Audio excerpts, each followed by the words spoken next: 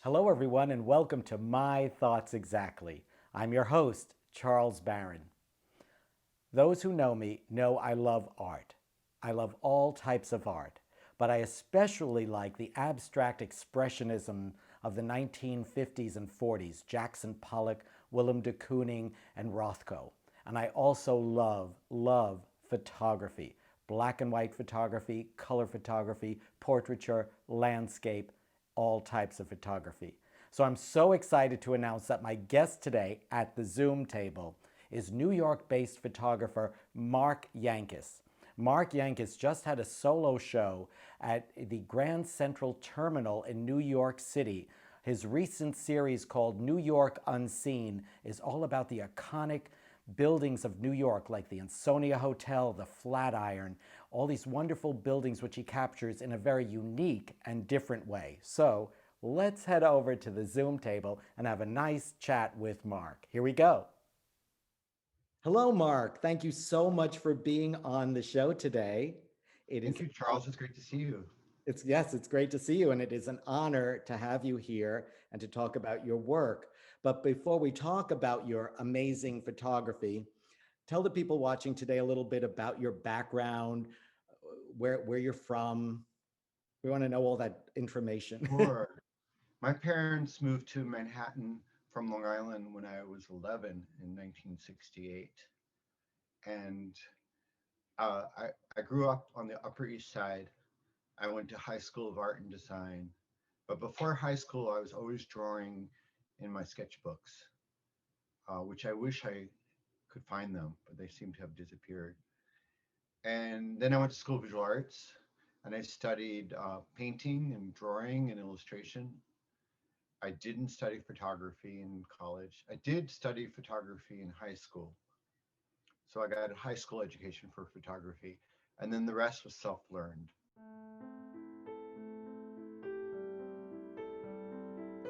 As a freelance illustrator, I worked for magazines and newspapers, and my style was collage. And then I started incorporating my own photographs in my collages because I couldn't find the right material that I wanted to express my voice. And as I continued to do this photography in my collages, my work slowly became pure photography. And it was no longer collage, or it was a mixture of collage and not collage. And then I became a photographer. When that was, I don't know. Maybe in the 90s, I think it's when I started to embrace the concept of photography as my identity.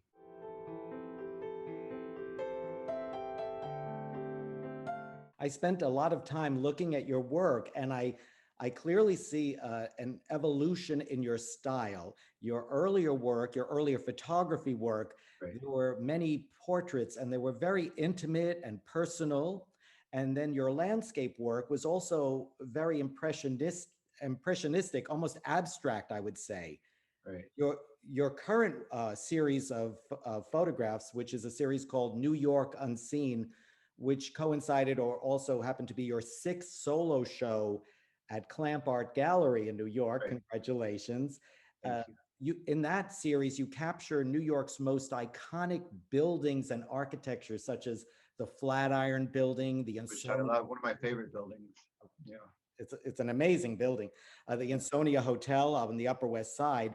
But they're, instead of being impressionistic and abstract, they're very detailed, they're very crisp, and you do something even more interesting. They're devoid of any people or city traffic. Now, and you force the viewer, us, to look at these buildings in a completely new way, in isolation. What motivated you to come up with this idea and this fantastic vision you have for them?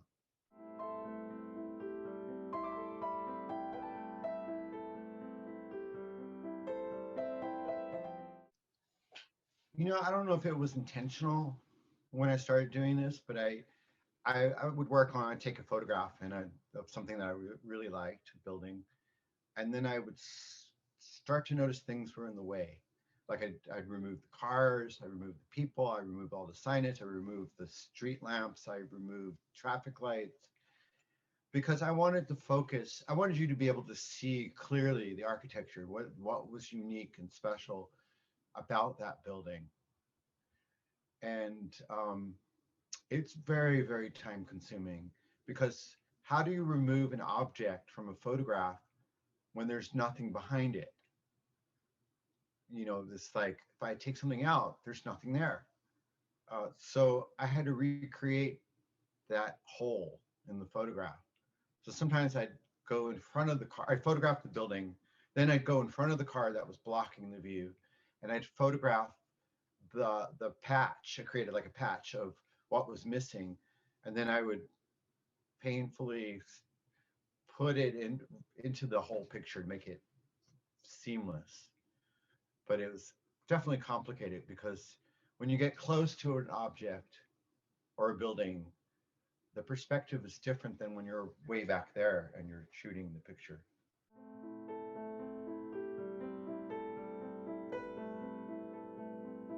But I found a way to do it. Sometimes I would just paint, I would just create it from painting it. And other times I would patch it in and do a little painting on the edge to make it seamless.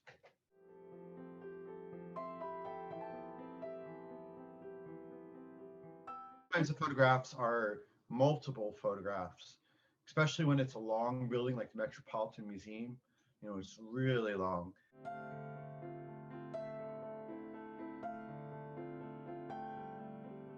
I don't think there's any lenses that could get the whole building in because you can't step back all the way. There's buildings behind me. So I went all the way behind me and I photographed this part, this part, this part, that part, and then I slowly pieced it together. It took a couple months to get the Metropolitan Museum all smooth, one piece. Well, let's talk about the Empire State Building that you shot, and I'll put it up as we're talking on the screen. How did you achieve this? Because it's impossible to take the Empire State Building in one image, and yet you have the I whole. know, because it's like when you stand across the street from the Empire State Building, you have to look up, up, up, and you can't even see the top. So what I did is I went into the building across the street and I took the elevator up and I knocked on doors knowing, trying to figure out who was positioned facing the Empire State Building. And everyone was really open to that. So I explained what I was doing and I photographed the building from high up and it still didn't work. I still couldn't get it all in one picture. So what I did is I photographed the bottom and all the way up to about half the building. And then I stopped. I got out of the building and I walked to 8th Avenue, 8th or 9th. I think it was 8th. And I photographed the back of the Empire State Building. And then I just turned them around, the two photographs, so that it created the illusion that it was all one. It's a That's my fantastic. secret. Don't tell anyone, please. No, well, it's a wonderful image. It's how large are your images in galleries? Are they huge?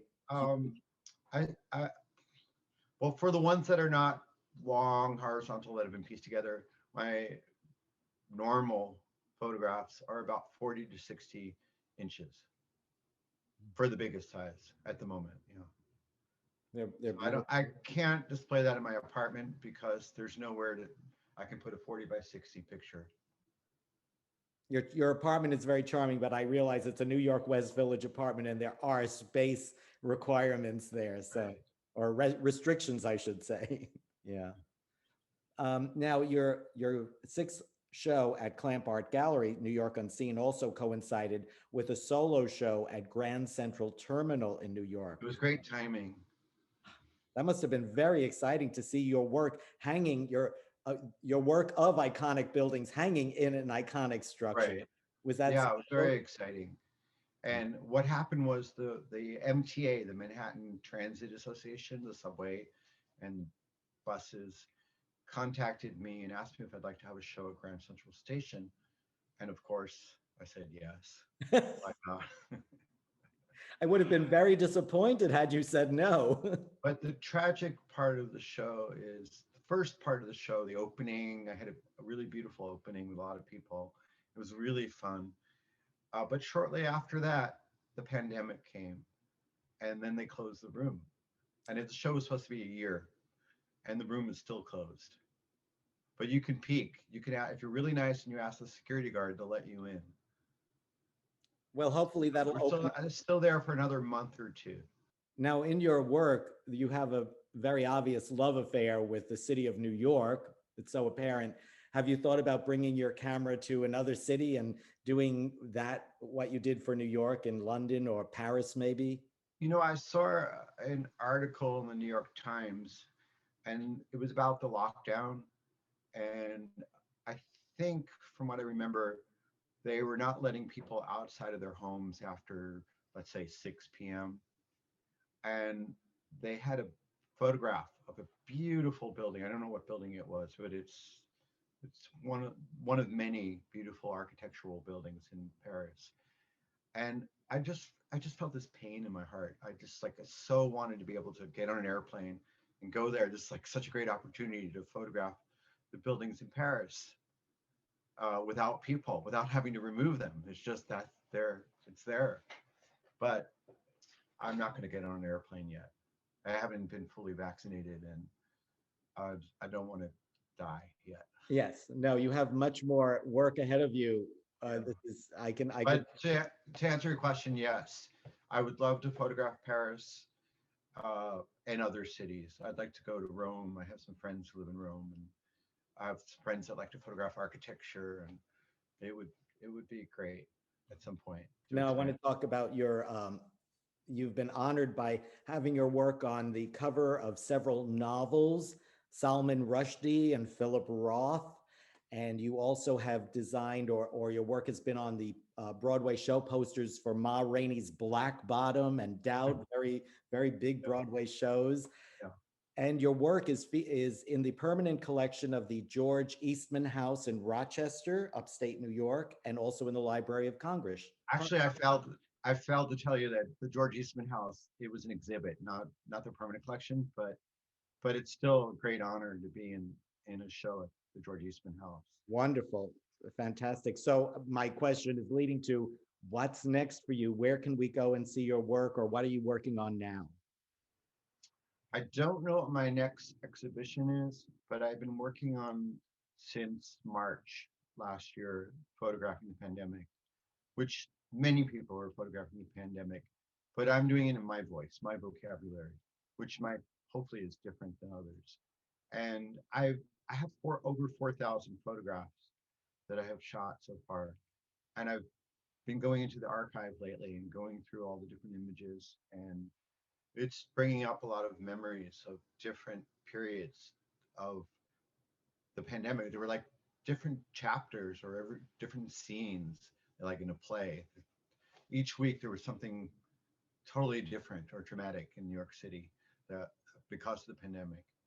So I have like the windows of all the stores boarded up, period.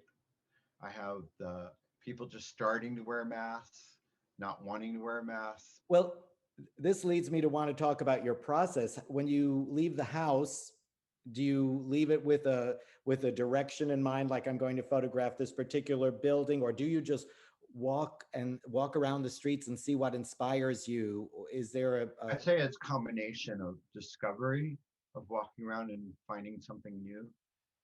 And um, I also go around with my iPhone and I take pictures of things that stand out for me as a reminder. And then maybe I'll email the picture to myself to remind myself. And then I'll go back with my real camera, with my professional camera and shoot. do you have a particular time of day that you like to work? Are you an early riser and you get out there, or do you wait till? I like, well, it depends on what side of the street the building is on. If the building is on the west side of the street, I'll go in the morning when the sun is rising. If the building is on the east side of the street, I'll go in the late afternoon because I like that twilight or pre-twilight light, the golden hour. That's So it's a little bit of this and that. I don't like the middle of the day. The light's like right above you. It's very harsh. I've read several articles online about your work. Paris Review did a very big article on you, I think in 2014, which is Yeah, they did a 18-page portfolio and the cover. That was an exciting moment. it's very Yeah, exciting. And I just feel like we're going to be seeing a lot more of your work. And I will definitely be there at your next opening because that'd be great. I would love to be there Yeah, because your work was I'd really, love for you to be there. it's, I would use the word monumental because you're really creating images that are timeless, that are lasting. I only wish that the architects of these buildings, of the Ansonia Hotel, could actually see your work because they would really have a beautiful memory of it, a portrait of it. So congratulations. And thank you Thank you. so much for being on the show today. I really, I love it. So great to see you and to participate in this. well, thank you. And we will be in touch and please Okay. keep me informed of any new work that comes that you have out there. Okay. Bye-bye now. Great. Bye-bye. Bye. Bye, everyone. Well, I hope you enjoyed that interview with New York photographer Marc Yankus and enjoyed looking at his incredible photography. Now, a few weeks ago on the show, I had the extraordinary jazz vocalist Nora McCarthy, and we sat down at the Zoom table and we played some of her music and she sang on the show and we talked about her wonderful career in jazz. Then, last night, when Kirk and I came home from a few days away, outside our door there was a UPS box and Nora sent me a collection of her CDs as a thank you for being on the show. No, thank you, Nora. We will treasure these CDs. We will play them often when we have guests over our apartment for dinner. I'm just so happy to have them. So thank you, Nora, for being on the show. It was a wonderful interview and you were great. Now, join me next week when my guest will be Marjorie Lowy. Marjorie Lowy is an actress here in Florida, and she's currently preparing for her role as Emily Dickinson in The Belle of Amherst, a one-woman show that is going to be streamed by Palm Beach Drama Works in early April. The show will be recorded this upcoming week. It has a set, full costumes. It's not a Zoom performance. It's a fully staged performance on the stage of Palm Beach Drama Works. We'll be chatting with Marjorie at the Zoom table about how she prepared for the role of poet Emily Dickinson and what she learned in her preparation and what she'll tell us about Emily Dickinson, because I sure don't know a whole lot and I'm anxious to learn.